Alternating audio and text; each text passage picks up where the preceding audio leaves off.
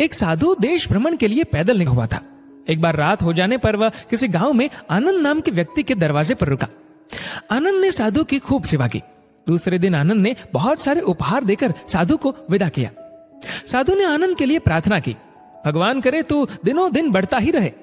साधु की बात सुनकर आनंद हंस पड़ा और बोला, अरे महात्मा जी, जो है ये भी नहीं रहने वाला। साधु आनंद की ओर देखता रह गया और वहां से चला गया। 2 वर्ष बाद साधु फिर आनंद के घर गया और देखा कि सारा वैभव समाप्त हो गया है। पता चला कि आनंद अब बगल के गांव में एक जमींदार के यहाँ नौकरी करता है। साधु आनंद से मिलने गया।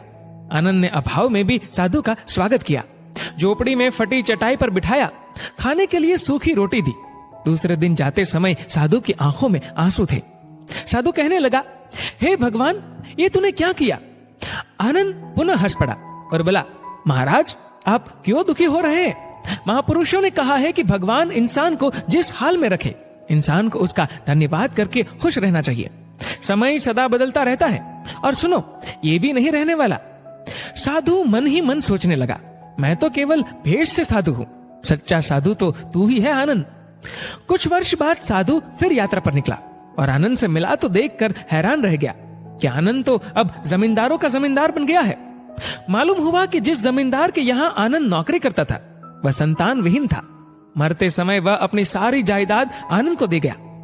साधु ने आनंद से कहा, अच्छा हुआ वो जमाना गुजर गया, भगवान करे अब तू ऐसा ही बना रहे। ये सुनकर आनंद फिर हंस पड़ा और कहने लगा, महाराज, अभी भी आपकी नादानी बनी हुई है। साधु ने पूछा, क्या ये भी नहीं रहने वाला? आनंद ने उत्तर दिया, हाँ, या तो ये चला जाएगा या फिर इसको अपना मानने वाला ही चला जाएगा। कुछ भी रहने वाला नहीं है, और अगर शाश्वत कुछ है तो वह है परमात्मा, और उस परमात्मा की अंश आत्मा। आनंद की बात को साधु ने गौर से सुना और चला गया। साधु कई साल बाद फिर लौटता है तो देखता है कि आनंद का महल तो है, किंतु कबूतर उसमें गुटरगु कर रहे हैं और आनंद का देहांत हो गया है।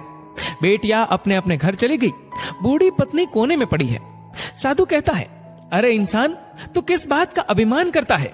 क्यों इतराता है? यहाँ कुछ भी टिकने वाला नहीं है। दुख या सुख कुछ भी सदा नहीं रहता। तू सोचता है पड़ोसी मुसीबत में है और मैं मौज में हूं, लेकिन सुन, न मौज रहेगी और न ही मुसीबत।